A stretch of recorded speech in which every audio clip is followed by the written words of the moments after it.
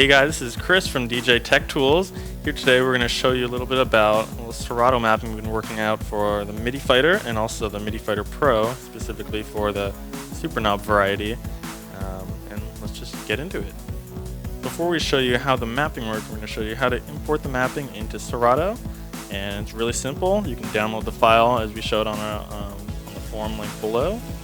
And once you have the XML file, all you got to do is then go onto your computer. This is the same for a PC or for a Mac. Once you have installed Serato, inside your music folder of your, in this case it's for a Mac, it's just a music folder. I know in PC it's in my documents in my music. You're going to see a little underscore Serato folder. Inside of it, there should be a Midi folder, which we already have. If there's not a Midi folder, what you'll need to do is you'll need to go into Serato, go into Setup. In Midi, you'll just need to make some new dummy mapping, basically, which I just have as user 1. All you gotta do is press New. You have, doesn't matter what it's called. Doing that will let Serato know that you have a mapping saved, and then it'll create that Midi folder for you to have mappings in. So once you have that in, then all you got to do is put the downloaded XML file into your Midi folder. So here you see thrown in the MF Classic Serato and the MF Pro Serato into there.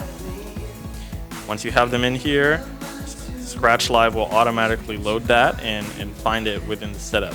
And this should show the list of all the mapping or XML files. You'll just want to select the one you want. In this case, we're using the SuperKnob, so we want the Pro mapping. Load it. Don't worry about the fact that it's not going to show here at first. It doesn't reload until you either switch tabs, which you see now, or until you go back into Setup. You have that loaded, Setup, and we're ready to go. So the basis of the mapping is built on 4 banks mode, which there'll be a link right below here for how to get into that. And as you may have seen, it's indicated by the lights on the first row toggling back and forth. This is your 4 banks. We have 4 different pages here, and each associates with a specific function. The first page is all to control Deck A controls. The second page is all for Deck B. The third page is a juggle mode sort of feature where you're controlling Deck A and Deck B, and you have access to the key points for both. And then the fourth page is the sampler mode, which allows use of the SP6 sampler and triggering and switching between bands for that. Now we're going to go a little bit more specifically into what each page does, and then after that I'll explain what the knobs do and the extra mapping specific to the SuperKnob here. Okay, so now I'm going to show you how Deck A and B controls work. So we have the pages going back and forth between Deck A and B. In this instance, I'm going to control Deck B, which as you can see is Cassia's song we have going. This button here is play pause. Pause. When it's played, you have, this is a sensor, which you can see indicated by the icon on the screen. It's kind of basically just playing it backwards really quickly. We have a rewind, and we have a key lock on and off. In addition, on the other layers, on the third row from the top and the fourth row from the top, we have a couple shift functions. Now, so how to activate the shift functions, you're going to want to, the shift button acts as the deck button. So in this case for Deck B, this is the shift button. But if you're on Deck A, this ends up being the shift button. It's pretty much just whichever mode you're in, and you press the mode button again. So on this third row here, we have our loop rolls. So I'll play the track again. And we start from a slower roll to a more fine roll. So we start at a half count. Then you have a quarter count, eighth count, and finally a 16th count, which now you can hear. There you go. Now on the shift layer, as I mentioned, if you press the shift button, now this is going to activate loops. And it's going to go from a loop 8 to a loop 4, a loop 2, and a loop 1. So let's just try that out.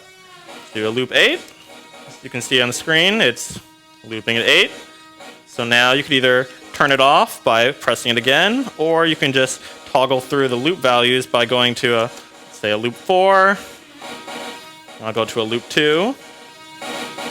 And now to a loop 1, and then I'll release it after. Now on the last row, we have some cue point control. This is control cue points 1 through 4. So as you can already see on the screen, I have a couple cue points set up, and I'll just check that out here. This is cue point 1, cue point 2, cue point 3, and cue point 4. Now a nice extra feature we have in here is that shift in them will overwrite the cue points, so you can basically set a cue point on the fly. This will work if you have an existing cue point in place. It'll also work if you don't have a cue point, it'll set one from nothing. That's how deck A and B work. Now we're going to look at how the other pages work, more specifically the juggle mode and then the sampler. The third page here controls the juggle mode, which basically has deck A control of the cue points and deck B control of the cue points at the same time. And it's split vertically down the middle. So as you saw there, I accidentally hit this button, which as I showed, it's split in half. So these are all cue points for deck B, and these are all for deck A. So more specifically for deck B, this is 1, 2, 3, 4, and then in this case, I don't have a 5th cue point, but this would be that 5th one. And on A, I just have some cue points on this other song, and this is 1, 2, 3, 4, and this would be 5. So it's basically just in case you want to be moving between cue points in both decks at the same time, you're going to be using juggle mode. Otherwise, you're probably going to go back to decks A and B and just control your cue points that way. So now we're going to move on to the last page, which is the sampler page. So the 4th page is controlling the sampler, which, as you can see on the screen now, we still see the DJ effects, but I'm going to switch to that by pressing this button here, which toggles on and off the little sampler view, which now you can see. And so basically what the sampler page controls is your 4 banks of samples and allowing to trigger them, basically.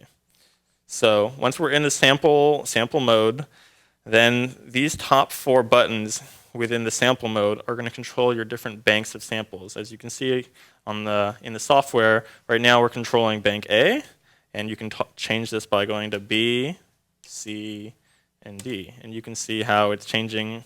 We don't have any samples right now on B, C, or D, so they're all blank, and I'll go back to A, where I have some Street Fighter samples loaded.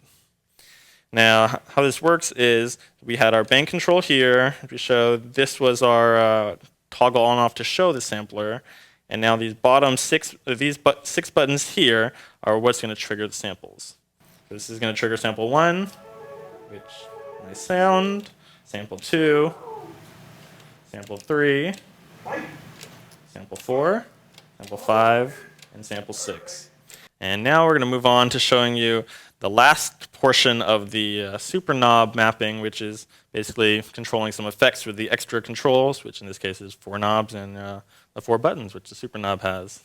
So let's take a look at the software and see how right now we have the sampler still showing. The only thing that's really not in the mapping, which would be helpful, would be to be able to toggle on the effects window. So you're going to have to manually do that, but you'll just do it once. Just go into the software, click it on so you can see it. And now we have basically these 4 knobs are controlling your DJ effects, which if they're not on by default into Serato, you'll need to go into the setup and go into your plugins and turn them on. Basically how they work is we have these 3 here controlling the effects 1, which is on the left side, as 3 single effects, as you can see on the screen. And where I have this top right knob is controlling an ultra effect, which is shown on the screen on the right as right now the fuzz tracer. So basically it's pretty straightforward. Each of the knobs controls the amount. So as you can see on the screen, this is controlling the effects 1, the first one out of the triple. This is controlling the second one. This is controlling the third. And the buttons toggle them on and off. And it goes the same for the ultra knob. It's just a rate control and on and off.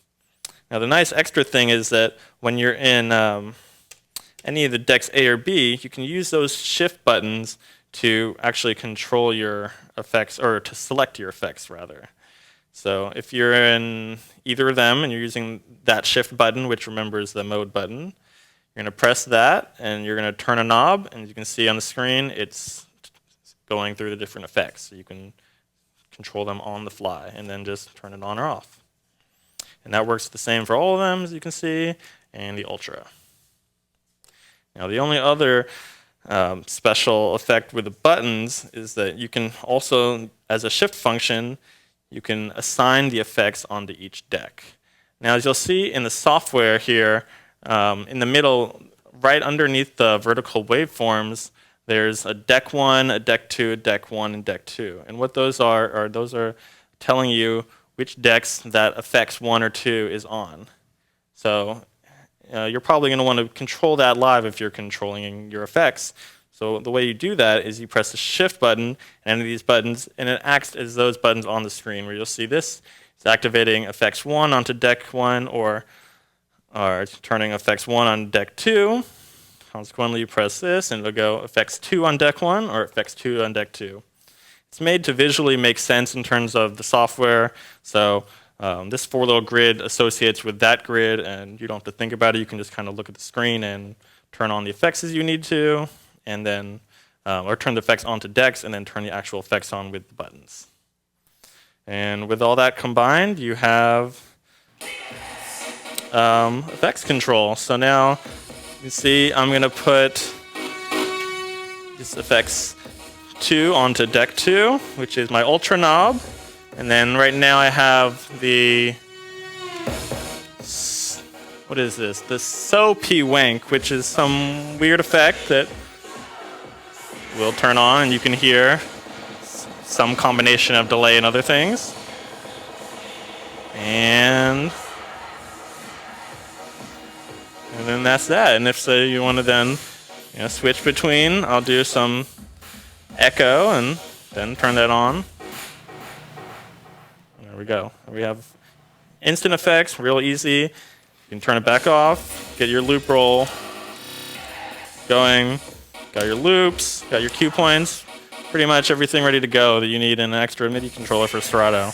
Now, as I also mentioned, even though we're showing right now the mapping on the SuperKnob MIDI Fighter Pro, there's also going to be a mapping release which just is for the same controls on the 4x4 grid, which is shared by our MIDI Fighter Classic.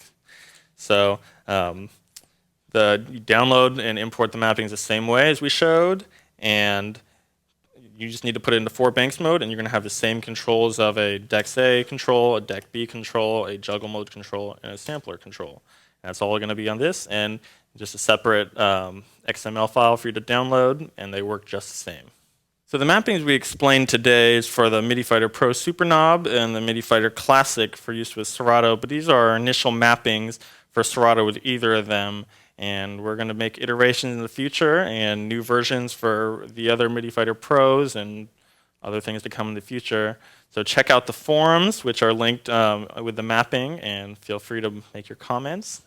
And if you have any recommendations for how you'd rather have it control your live set with Serato, feel free to let us know, and we'll try to integrate it in the future. But for now, enjoy the mappings, and hope you guys come back soon.